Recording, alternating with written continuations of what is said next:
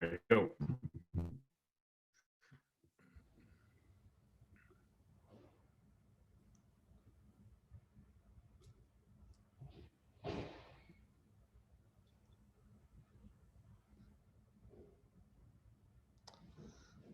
All right.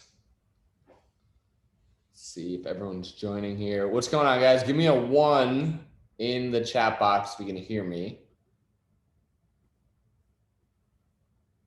All right, we got a 1. We only got 1. We need more 1s. Sorry, got a handful of 1s. How's everyone doing tonight? Where are you guys calling in from?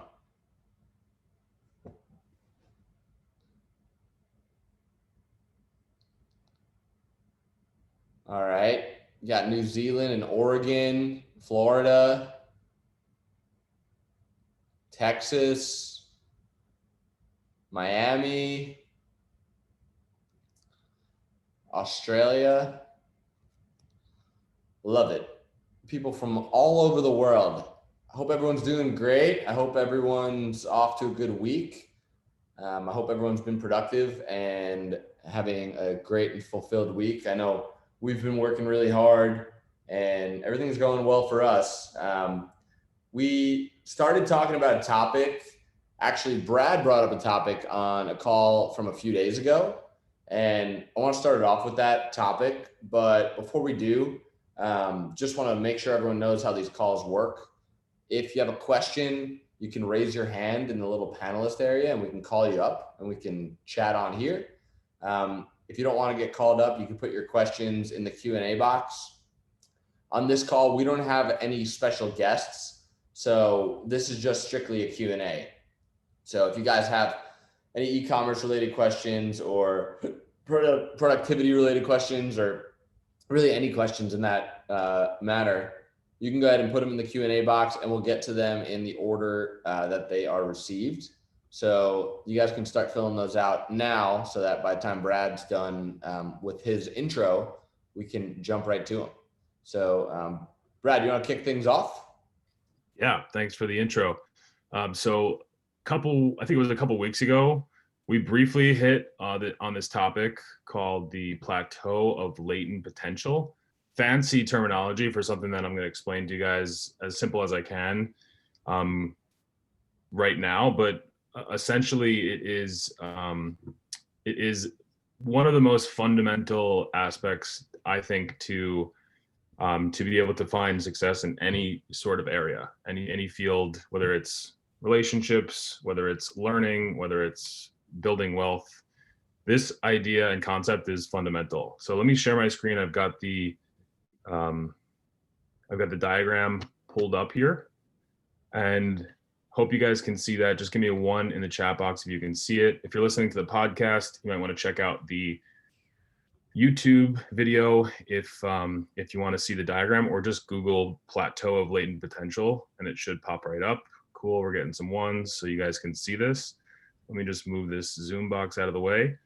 So, okay, as simple as I can possibly explain this, it's pretty well laid out here with the diagram and the different labels. But this linear line right here is essentially what most people think should happen once they start working at something, whether that's, you're in a new relationship with somebody or you've been friends with somebody that you just met. Your inputs theoretically should match the output, right? It should happen in a linear fashion. But that's not actually what happens most of the time. Essentially, I've found all the time what actually happens is it's more of an exponential curve where your inputs and your outputs are disconnected, both in the beginning and at the end.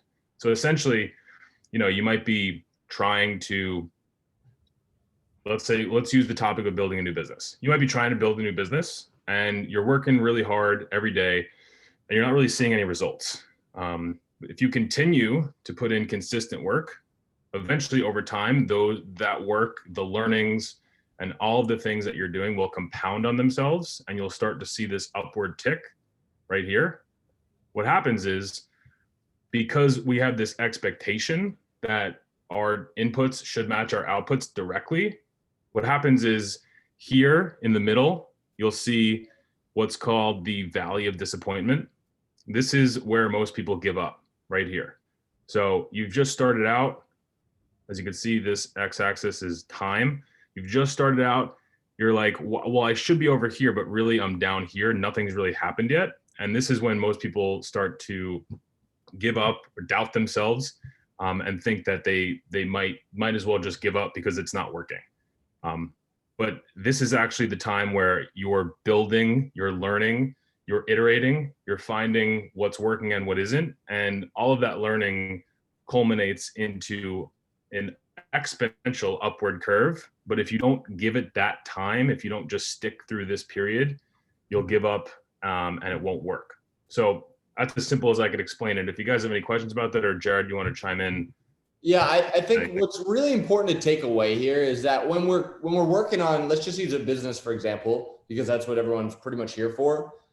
You're living in the moment. So when you're in that valley of disappointment, when you're working and you're just getting started and you're not seeing results, sometimes it's hard to zoom out and realize that you haven't started hitting that upward trend yet. How many of you guys think that maybe you're in that valley of disappointment because you've been working at things, but you haven't seen any results yet? Give me a 2 in the chat box if you're there. Okay. Yeah, we're getting some serious 2s and 2+. 2+. We got a 2+ in there. So this is good because, if you can understand this concept, this is a concept that you can use as you continue to excel in your career, because it doesn't go away. It's not like once you hit that curve, okay, it's never going to happen again. This happens with everything you start, and not even just with new businesses, but with new initiatives in business. So for example, these Zendrop live calls, we just started these. This is call number 7. And, some people might have started to, maybe by call 5, we're like, okay, nobody's getting on these calls. We're not getting much feedback. We should probably just stop these calls. But in reality, we know that it's going to take more calls than we expect to start to see results exponentially. We might expect, 10 calls to happen, but by the time things start taking off, but in reality, it might take 20 or 30. But when you're in the moment, when you're living in that moment and you're feeling those emotions of disappointment, if you're in the valley of disappointment and you get the emotions of disappointment, it's really easy to convince yourself to stop moving. So the reason that, I really wanted Brad to start off with this is because for a lot of you guys that are in that moment, in that valley of disappointment, it's really important to understand that that's where you are. And there's also another diagram that shows that symbolizes progress in business. And it's a diagram of a guy. Let me see if I can pull it up real quick. Here's another really good diagram that I like.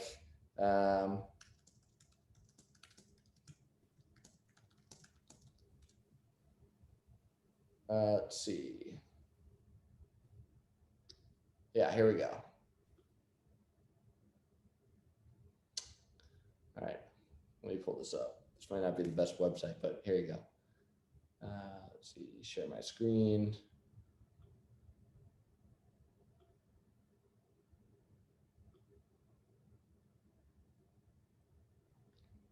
So this also represents it in a different way, in more of a pictograph, right?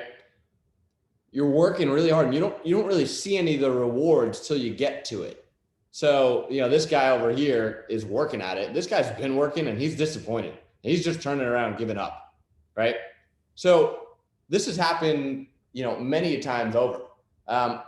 Personally, I was really lucky. When I first started dropshipping, the first product that I tested took off massively. I probably wouldn't be sitting here today had I not had success in the beginning. But it was a blessing that I did get lucky because I've been able to go on and help other people break through those barriers, break through to that first big win, which allows them to keep getting motivated and keep working harder. I was lucky. My first product that I tested scaled from $0 to $2 million in 60 days. After something like that, how could anyone give up, right? But I'll say that I was lucky at that point. Had I kept working at dropshipping and kept not seeing progress and kept not seeing progress, I could have given up and never seen success. And the truth is that 90% of people that start this business won't ever see success. But if you can understand this concept, you could be that 10%. And, you know, I really hope that you guys on this call are that 10%. Brett, And you have to say? yeah, I think the most important takeaway about what you just said is that when you found that first winning dropshipping product, you were here. You had put in a lot of, like, thousands of hours and iterations trying to make other things work. And the reason why this fundamental concept is so powerful is because you'd put in all those iterations down in here, but didn't stop. You just kept trying different things. And eventually all those learnings culminated in you being able to take advantage of that opportunity up here. It's not like that was the first thing you've ever tried. Right. Well, and another analogy to kind of close off this this part of the discussion so we can jump into questions that I like to talk about a lot is, think about when you throw shit at a wall and some of it sticks, right? When you're first getting started, you can throw a big hunk of shit at a wall and maybe only a little bit of it sticks. And that's because you don't have experience and you don't have the network of people around you to have good chances of things sticking. But as you keep progressing, as you keep learning more, finding better resources, so you're learning better techniques and methodology and mindset and inner strength, and then you're coming across better resources, you're getting a better media buyer, better CPA, a better graphic artist, a better CTO, a better staff, a better spouse, whatever it may be. Now you're throwing shit at the wall and more things are sticking. So if you're just getting started, you have to just, and this ties really perfectly into dropshipping, you have to just start throwing shit at the wall. So you have to start testing. You have to start making moves until a little bit of it sticks. And then you'll get the motivation to keep going. But if you guys could take one thing away from this introduction, is that the only way you're going to fail in this business is if you give up. And we're here for you. So if you're going through this journey, we want you guys on these calls. You know, we want to be here to push you to that level, and we want you to get a taste of that success so that you keep going. Yeah. So, and the one really important takeaway from Jared's elegant analogy of throwing shit at a wall is, because all the stuff that you're learning while you're throwing a bunch of shit at the wall is what's going to be able to make you take advantage of the opportunity when something works. If something works and you haven't had all those learnings previously, you're not going to be able to take advantage of that opportunity. I actually listened to, just the last thing we'll say about this, and then we'll take some questions. I actually listened to a podcast today that about with the author James of Atomic Habits, James Clear, who explained the concept pretty eloquently, where if you're in a room with that's 25 degrees Fahrenheit, right, which is 7 degrees below freezing, and there's an ice cube on a table, right? Every degree that you increase the temperature, you're not going to reach the above freezing point until 7 units, right? But you put 1 unit of work in and nothing happens. And then it gets 1 degree warmer, nothing happens. It gets 1 degree warmer, nothing happens, until you reach 32 degrees and the ice cube starts melting. So it's that 1 unit of extra work from 31 to 32. It's the same unit from 25 to 26, but nothing happened at 25 to 26. But it's about working up to that threshold that eventually you'll be able to break through. Love it. Love it. And just to kind of end this discussion, you know, if you guys aren't getting the success that you want yet, you really got to think to yourself, are you ready to leverage the success? Are you ready to capitalize on the opportunities that come to you through success? And if the answer is no, if you don't know what you're going to do when you make your first $1 million, if you don't have an investment strategy or a business that you're going to build, then you're better off obtaining that success after you learn more. So just because you're not exactly where you want to be right now, doesn't mean that you're not in the right place. You'll be there when you're ready for it. So don't feel discouraged. Don't feel like you're behind. Just keep moving forward each day and keep being consistent. And I think that'll wrap it. Yeah, cool. So we got one person has their hand raised, guys. Again, if you want to come up and ask us questions live, raise your hand and we'll pull you up. We have Akiva here who is first up. Akiva, just unmute your mic and ask away. How you doing? I'm doing good. How are you? Great. So I have a question regarding the just-in-world product research method that you just told in the previous video. So do you think his criterias will be missing the untapped products, like the criteria of 5,000 views on YouTube videos, at least 5 videos? And because the untapped that video criteria watch count or We can't hear you. You want to type your question in the chat box? We're not able to hear you. Your connection is not very good. But thank you. Yeah, a little bit. Yeah, thanks for the question. A little bit difficult to hear you. Type it in the chat box and we'll get to it. If anyone else wants to come up, go ahead and raise your hand, but we have some good questions coming in the chat box. Ben asks, I've changed from AliExpress to Zendrop. Zendrop is amazing, great support, fast shipping. What are the plans for Zendrop? What's the big vision? Yeah. So glad that you're having a great experience, Ben. We are really working our hardest to make sure that everyone has an amazing experience. Zendrop came about when I got screwed over by a supplier and got sent out 7,000 fake tracking numbers and basically lost like 450 grand overnight. And then went on a hunt to find suppliers and wanted to bring those suppliers to our community since we had a big coaching and education community. And it started out a little bit rocky because we got way too many users and we weren't really ready for all those users. We hadn't had enough feedback loops to understand how to make the platform good for scale. But we are at a point now where we're extremely confident in our product and we're glad you're having a good experience.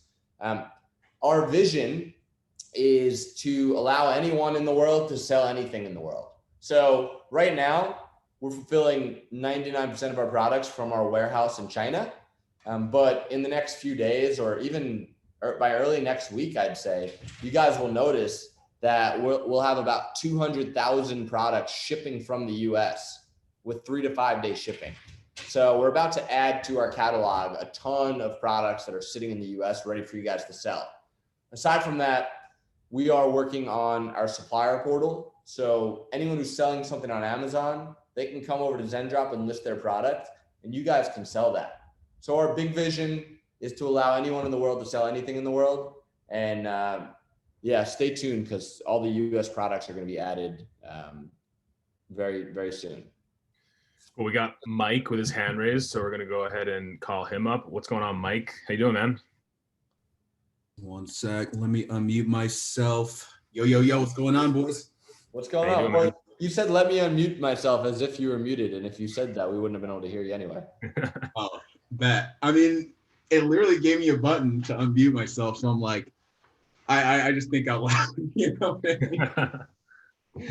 anyways, dude, a couple questions for you guys, man.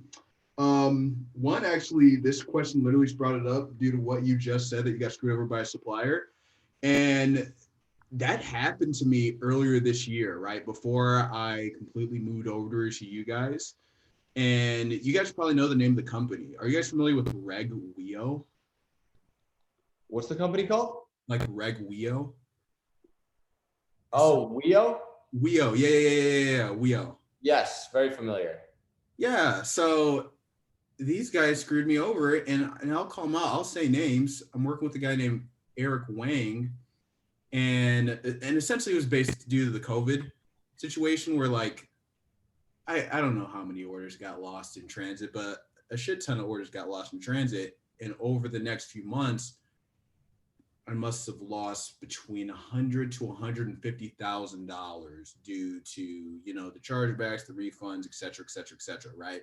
So I would say my question to you is, how feasible do you think it would be if I actually decide to lawyer up, let's say, and try to go after this company. You know what I mean? Because I know, you know how the saying goes, you know, once your money goes to China, it doesn't leave China, right? So I know that my chances really aren't like too high, which is why I'm trying not to like, you know, put too much mental energy into that, especially since they're based out of China. But I guess I want to see what your thoughts were, like being in my position, but even in a grander scale, you know? So first of all, you know, that time was a really tough time for everyone. We also had horrible shipping times. Everyone had horrible shipping times during, and for us, it was unfortunate. It was right when our user base started scaling. Right.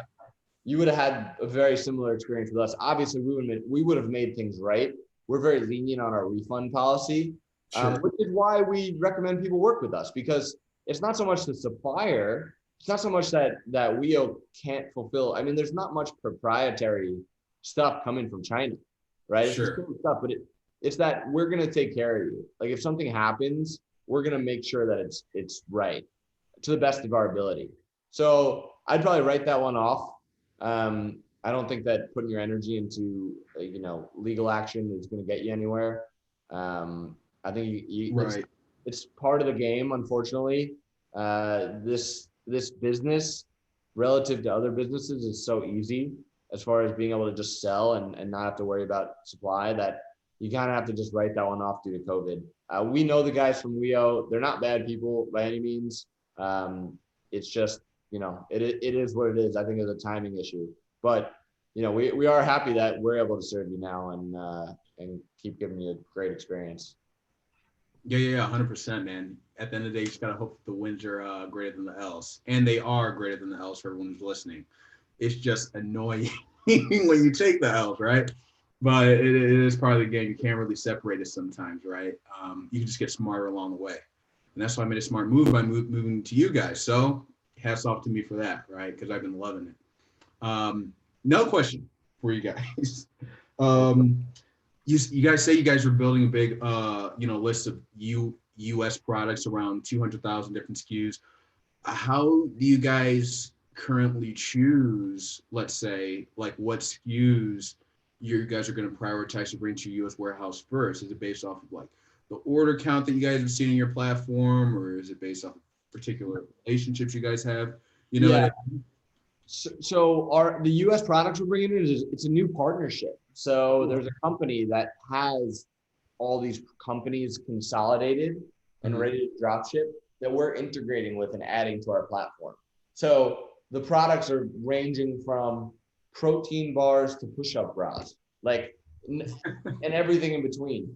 You know, the way that I'm looking at it is a lot of the products. So we're not making any margin on the U.S. products. But in order to sell them, you do have to be a pro member. But we there's no room for us to make a margin on them. So the thing is that, you know, since they're U.S. brands, their prices are a little bit higher. So what we're recommending people do is load your store up with these products, sell a front end product from China that's cheap, so you can get a bunch of traffic. You can build an email list, that's SMS list. Right. And then sell the shit out of the U.S. products because they're going to ship in 3 to 5 days, and you know they're going to be of standard quality. So that's kind of how we see the U.S. products coming into play to start out. Sure. No, I can appreciate that. Thank you for that. That's a good strategy. Last question, I would say, at least at this time in terms of Zendrop, I have a product researcher that routinely can't find products from AliExpress. Because basically what I do is I tell them like, hey, find it in AliExpress. If you find it on AliExpress, then you can source it through Zendrop, et cetera, right? There's a lot of products that when I take the looking eye test, like this is definitely dropship, right? But he can't seem to find them on AliExpress. Is there a way where I can like reach out to your team and kind of like ask like, hey, do you guys source this product? I give you guys like a link to the store or a picture where maybe your team can like scout and see if you guys can source that product? 100%. Yeah, I mean, since you're a Zendrop Select client, we'll do anything for you. You know, if we have to fly to China and go to the factories ourselves, we'll take care of it. Wouldn't expect anything less from you, man. No, but if you do send us the product and we'll do our best to source it. Okay. For anyone else listening, if you want to source products, and you do have an AliExpress link, we have an instant import feature where you paste the link. We scrape all the data from AliExpress so you can add it to your store and you can start selling it. And then once you make your first sale, we put our team on sourcing it, and you'll have a quote within 1 to 2 days so that you can start fulfilling it. Awesome. What a game plan. My gosh. Well, that's a super mini question, right? I'm about to get back into a mass testing on Facebook, where I've been using other social media platforms to do a lot of my testing and scaling, Just as a quick update, do you still find the lazy man method pretty viable? You know what I mean? Like 3x 30 and like no interest for like the very initial testing phase. Because I'm thinking of doing that for like 10, 15 products a day. And then whichever one has the highest CTR, then I'll just, broaden out to more interest from there. Do you guys still follow that similar type of strategy? Or do you guys probably start out with more interest these days? Or does your team? No, so I definitely still get behind the lazy man method. I still am a firm believer that as you make more sales, even if it's totally different types of products, with a smarter Facebook pixel, you're going to find more buyers. It's just more seasoned, but definitely still recommend the lazy man method. 100%. Sure. Awesome. That's a nugget. Dude, thank you guys so much. So grateful for you guys, man. That was it for me. We appreciate Thank you, Mike. Thanks for jumping up, bro. We'll see Appreciate you. it. 100%. Okay, cool. We have a couple of good questions coming in. So before we take the next live call, I'd like to answer a couple of these. Ben says, if you're looking for a topic for future Zendrop calls, how about this one? How not to get banned from Google ads / Facebook ads. Honest mistakes can be made, but once banned, your dropshipping business is gone.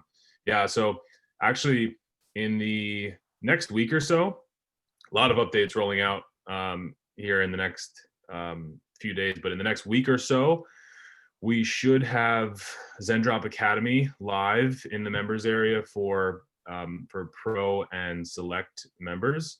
So there's a ton of good information in Zendrop Academy on Facebook ad policy and how to do exactly that, how to not get banned from Facebook. There's a ton of like little intricate details that Facebook ad policy requires. And we actually got a lot of the content from Tim Bird, who is the godfather of Facebook ads, as you guys might know. So there's a lot of good information. Yeah. Guys, on that note, all the information in Zendrop Academy regarding your Facebook accounts comes from, I think it's like $8,000 per person mastermind that we went to. We partnered with Tim Bird. He does a very high level mastermind, and he put all the content about Facebook ads, about your account, not how not to get banned, all the little tips and tricks. So highly recommend that you guys check that out. Brad, when do you think that Zendrop Academy will be live in the members area? So within the next week for sure, it should be live in the members area. And guys, just to let you know, the Zendrop Academy is it's a really, really good course. I mean, it's something that we put hundreds and hundreds of hours into building. So you guys are going to get all the best e-com education right there in your members area. Yeah, it comes free with the pro membership. So that should be live in the next week or so. We'll send you guys an email when that goes live. So be sure to check that out. Tom asked, when's the time frame for you guys to integrate to WordPress / WooCommerce? Shopify is fine. And the reason I'm still using them is because of you guys, but would really like to dropship via WordPress or build via WooCommerce. So again, lots of updates coming soon. We have our dev team currently working on integration with WooCommerce is going to be the first one. So we're hopeful that in the next 6 weeks that will be done and live. But on a large sort of time estimate, development takes a little bit longer than we sometimes think. So potentially maybe 8-10 weeks at the max. But I would say within the next 2 months, WooCommerce should definitely be an option. And then we're going to work to integrate with other platforms beyond that. Yeah, guys. And don't forget, we just launched Zendrop about a year ago. And building all this stuff takes time. So if you guys have anything that you think would make the platform better, any feedback for us, we literally just sorted through hundreds of data, feedback data, and prioritized it. So we really take your feedback seriously. So if you guys have any feedback for us, please let us know. Yeah, and that loops into what we were talking about earlier. The plateau of latent potential, like all the benefits of this system come at the end. You know, it's only going to get better and on an upward slope because we're listening to your feedback, right? We put it out in the world, and we're getting constant feedback from you guys, which is super important and valuable to us. And we take that feedback and we implement it. So if you guys have any feedback, these calls are a great place to give us feedback. Our support team is super receptive to feedback. You know, if you mention something in our support desk, if you contact our support desk, it gets straight to me and Jared almost instantly. You know, we're not one of these humongous companies where you're not going to be able to find the CEO, or you're not going to be able to communicate what you want to, and we'll always be that way. You know, even if we do one day become a massive company, it's super important for us, your feedback. Yeah, and we greatly appreciate it. You want to call up Tamika? Yep. Hey, Tamika, how you doing? Well, hey guys. So I did post some of my questions in the chat, but what I found is that I'm in the fitness niche. A lot of the products do not have descriptions. I have to use another platform to get the descriptions because I find that a lot of just the package details are there, like in terms of the weight and the dimensions, but no actual full descriptions of the product. So is there a way for you to import that information with the products that you get from the suppliers?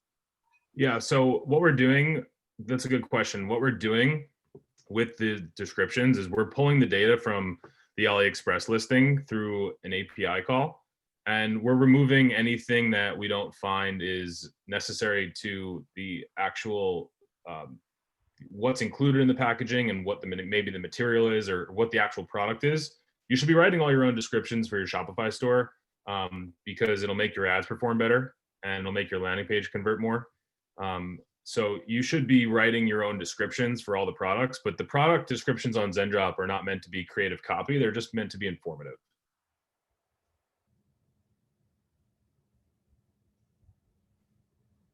Oh, you're muted, Tamika. Sorry.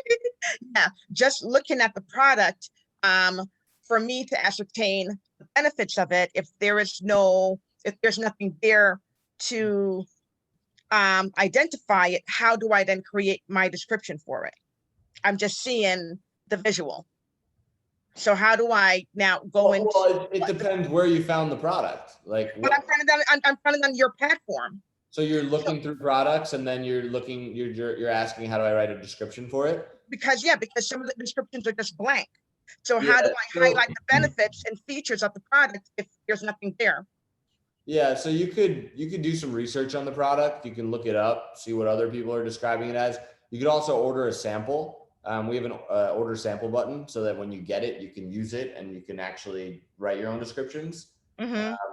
But yeah, we're not, as of now, we don't consider ourselves a full plug and play, like the descriptions in the product. We're simply fulfilling the product, but Got it. But yeah, you can easily order a sample or just do some research, Google the product and see what they have about it. Okay, are you going to offer the option to sell digital products? I do have like ebooks and zip files that I'd like to sell on the platform. Do you offer that option? It's a good question. We don't offer that option. I don't believe that we've looked into selling digital products, but it is something that we will look into, and that's a great piece of feedback for us. Yeah, I mean, like I do love the platform because it's easy to import. So, and I'm glad that shipping times are updating. You said by next week, so before Black Friday, correct? Before the Christmas season? You're cutting out. What was the last question? I said the shipping times will be updated by next week. So this is before the holiday season. But right now, it looks like everything is shutting down again because of COVID. So how will that be impacted? Shipping times are updated on the app and they're accurate. We'll always update you if we have any prior knowledge of shipments that are going to be delayed to certain countries. But as it stands, everything on the platform is accurate, and we've been hitting all of those shipping times. And No, I yeah, just, And I we'd be came on diligent earlier when on you it. said that by next week, you're gonna have 3 to 5 day shipping time because of the US warehouse. Yeah, no, so that's going to be for the new products that'll be on the platform. Got it, okay. yep. Yeah, and just for everyone listening, coming up to Q4, well, it is Q4, but coming up to, the holidays, there very well may be shipping delays. There's tons of things being shipped into the US. There's customs that is totally out of our control. So, be aware that that's possible. But like Brad said, we'll always update you guys. We'll always send out emails. We'll always update the shipping times. Nothing will ever be deceptive. All we can do is be transparent. And if you guys want to sell or want to, stop selling at a certain point, that's up to you. But come, closer to the holidays, there very well may be longer shipping based on just depending on how many orders are coming to the US from China. Yeah, honestly, I would recommend gearing some of your marketing towards like the UK or New Zealand or Australia. Those are countries that still have lots of disposable income and good buyers. And shipping times from China, especially from our warehouses, are super fast. They're all sub 10 days. So you can ship orders with regular shipping to the UK in like 7 or 8 days. Australia, sometimes the packages get delivered as soon as 3 days. I mean, it's a really good experience for your customers. Robin asked a question in the chat box here. Do you have a recommendation for company incorporation? And what is your preferred state for incorporation? So that's going to depend on where you're at and what kind of business you're structuring. Unless you're at the point where you're doing pretty significant volume, I wouldn't even worry about this. It's just, it's something that a lot of people get caught up in. That's not necessary. It's just going to occupy your mental space, and it doesn't really matter until you're doing a significant amount of volume. I mean, I don't recommend doing this, but I think Jared ran like $2 million in transactions through his personal checking account when he first opened the dropshipping. Yeah, I guess the takeaway is like, don't let that stop you. Like, don't use that as an excuse to not get started. You should, consult with your CPA and lawyer about your legal and accounting issues. If you have separate dropshipping businesses, having separate LLCs will protect each of your entities and yourself from lawsuits. But again, I'm not an attorney. I don't want to give legal advice, but don't let that be an excuse like, oh, perfect, I don't have to start today because I don't have the LLC. Oh, I don't have to get the LLC until I ask about it. Like, not saying that's what you're doing, but my point to everyone listening is like, anything like that is really easy to grasp onto. Is like a great reason why you're not doing what you want to do. It's a good way for your mind to convince you that it's okay. But in reality, you don't have to, don't let that hold you back. It's kind of, yeah, Robin, didn't mean to single you out there, but it was more meant for everyone, not directed at you. Lisa asked if she has the pro plan.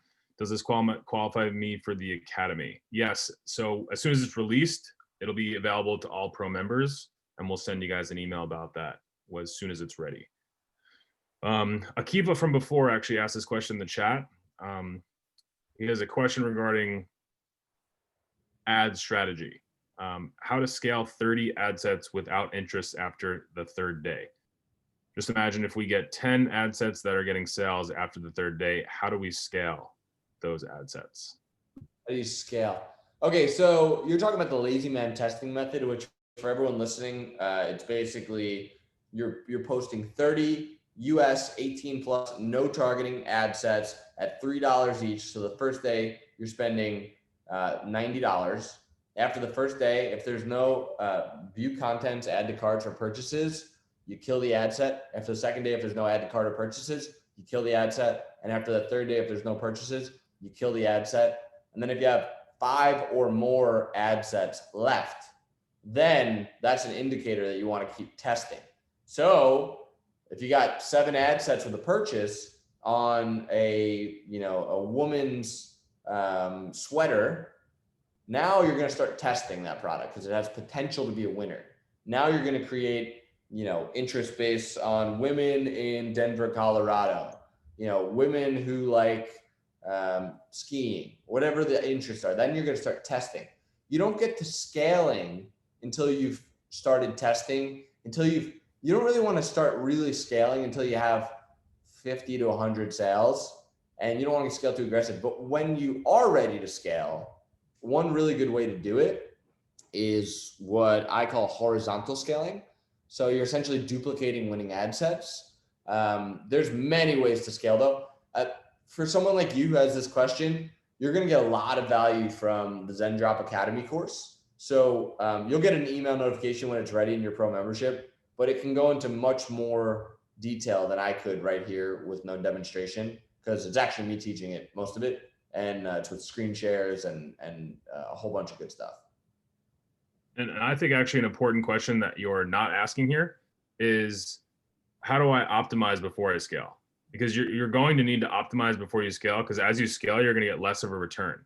So before you scale that, before you just start spending more money and scaling that product, you want to make sure that you're testing pricing, you're testing different creatives, you're optimizing your landing page for conversion rate, you're getting your average order value up on that product before you actually start scaling it. Yep. So guys, if you want to come up here, don't forget, just raise your hand and we'll call you up. We got a few other good questions here. So somebody asked, can you discuss the difference between a branded niche store and a one product store and make recommendations? Well, the simple difference is the one product store only has one product, and the branded niche store is, multiple products in one niche. I recommend having just a general store, especially when you're testing, because don't forget, you got to test 10 to 20 products before you get something that gets traction. So, if you pick a one product store before you've tested, the odds of that product being successful are slim. But if you get traction with a product in your general store, then it makes sense to build out a one product store or even a niche store. But I like to start with a general store so that you can rapidly test. And then once you find a good winning product and you want to build a brand around it, that's when you'll go to the one product or branded niche store. Yeah, if you spend a bunch of time building out a branded store and you don't really find any success, it's going to get harder to get going, because you're going to associate trying again with building a whole new branded store. Whereas if you're testing with a general store, it might be a little bit easier to do it faster. We never got a chance to answer Akiva's question earlier because we weren't able to hear you, but I see your question here. You're asking, with Justin Wool's product research method, will his criteria of having at least 5,000 YouTube views rule out untapped products? The answer is potentially, but the purpose of his testing method is to give you a higher likelihood of finding a winning product. If you're testing untapped products, the likelihood of it being a winning product is very small. Although it might be a big win, it might take you 50 products or 100 products. If they're totally untapped and nobody's selling them, it's going to be really hard to find a winning product. So we don't really recommend selling untapped products, at least until you have traction, at least until you can use the profits from your store to start testing. Because if you test untapped products and you're 30 products in with no winner, how much stamina are you going to have? How much money are you going to have to put into ads, right? So Justin's research method allows you to have a higher likelihood of finding a winning product so you don't burn yourself out.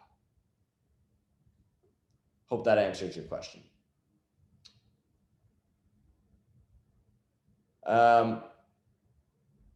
We got one more question in here. Are Zendrop products vetted to meet US safety standards? We have thousands, like close to 100,000 products on Zendrop. It's impossible to vet every product, and it depends what you mean by US safety standards. If you're going to sell a product, we recommend that you order a sample, you check it out for yourself, and you decide if you want to sell it. We don't hold ourselves liable because we're a double-sided marketplace, right? We have suppliers and we have sellers. So there's no way for us to vet every product. But if you're going to sell it, we recommend you do your own due diligence on the product. Cool. Does anyone else have any last minute questions they want to ask? If you want to come up live, you can raise your hand. We'll take a couple more questions here. If not, really good call. Lots of good questions asked. Jared, do you have anything else to add? Not really, but we appreciate you guys getting on, giving us feedback. It's a great crew, and we enjoy spending time with you on these Thursday evenings. So I think that's about it. Oh, we got another question that just came in.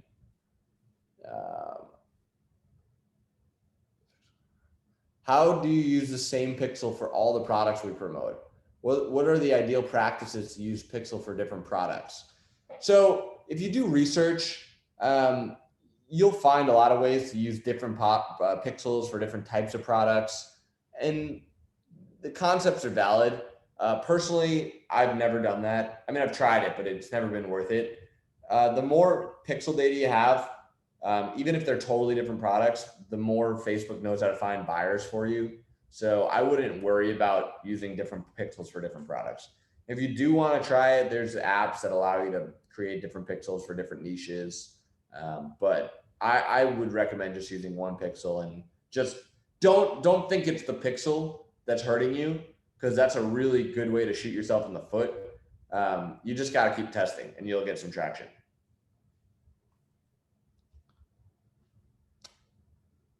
All right, Tom, we appreciate the kind words. Oh, Ross has his hand up. Cool. How you doing, Ross? Hey, Jared. Hey, Brad. How you doing? Great. How are you? Good, man. Hey, just to touch on, sorry, I forget your name, about the product descriptions. How much stock do you put into actually writing the descriptions? Like, or in terms of product pages, I've spent, in some cases, hours trying to write the product descriptions. And, you know, if you're going through a process where you're testing, say 10, 20, 30 products, how many products you need to test to find a winning product? Like, how much stock do you put into, how much time do you put into actually writing those descriptions and building the store out? Yeah, just want to know your guys' thoughts. Yeah. So you pretty much want to put very little effort into optimizing your product page until it's a product that you plan on testing more and scaling. So if you're testing 20 products, you can literally put no effort into the description, because you'll still get some sales. But if you really tweak the product page, the best case scenario is you'll double your conversion rate, which is a really hard thing to do. So if you go from a 4 to an 8 with really good traction, that's great. But if you spend 2 hours on each product before you test it, you're gonna get pretty burnt out. So we always recommend rapid fire testing. I've sold products on pages that have massive typos in them, like hundreds of thousands of dollars to before I've even fixed it. So be in the mindset of rapid fire testing, and then once you hit something, then you put the energy into making it better. Yeah, I would agree with that wholeheartedly. Just exactly what Jared said. You're going to kind of burn out if you spend a bunch of time putting energy into something that you're not sure is going to work. So it's not going to prevent you from making sales on the product if the product's a winning product and you've got a good creative and it's driving traffic to that product. But optimizing it is crucial to scaling, because again, you're going to get a lower return on your ads once you start scaling them and spending more money. So optimizing it after you find the initial traction is important. I would spend some time on that. But now you've decreased your time from spending time writing 20 descriptions, really with all of your effort, to only writing descriptions for 1 or 2 of them. So you've just cut your workload by 90 or 95%. Yeah, I think that's been my main problem, just spending way too much time sort of making everything look good. And then when I actually start to test, it doesn't sell and you get just disappointed and you have to do it all over again. And yeah, it's frustrating, but yeah, you would be with that. You'd be surprised at some of the landing pages that we've had convert well. Well, Ross, think about this. What is the recipe for discouragement? It's trying really hard and failing.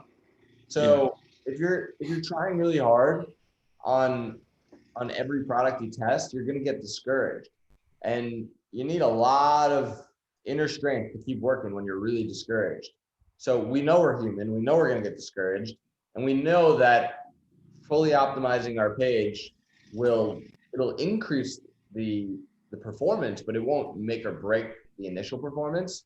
So do what you can do to keep yourself from getting discouraged, meaning move fast, and then once you find something, then pour your heart and soul into it.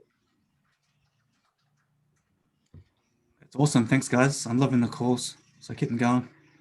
Awesome. Really appreciate it. Thank you for the good question. All right. No more. We got a couple more here. We'll answer these couple last questions and then we'll wrap it up.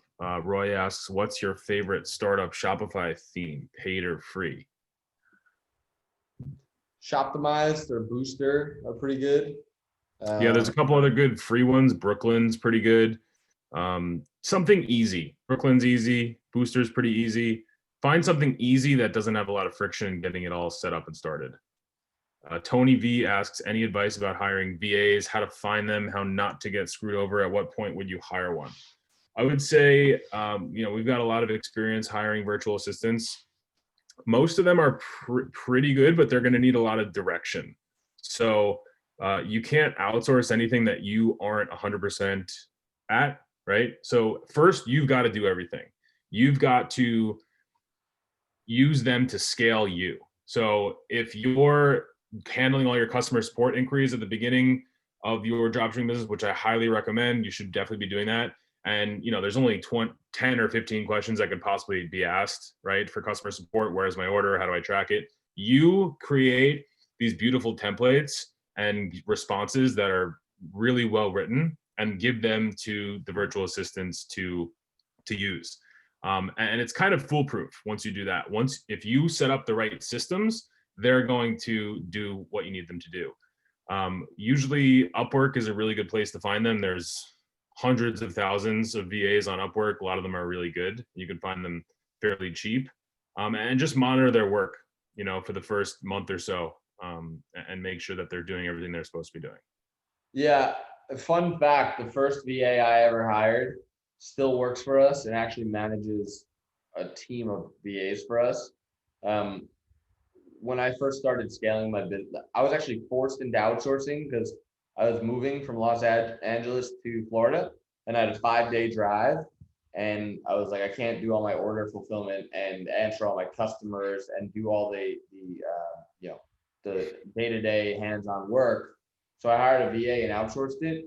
And it made me realize that the benefit you get from clearing, from not wasting energy, it's more than a one-to-one is my point. So you're getting more out of it than you're putting into it. By clearing your mind and being less stressed and being less worked, and working less, you also, not only are you working less, but you're gaining more creative energy that you'll be able to use towards growing your business.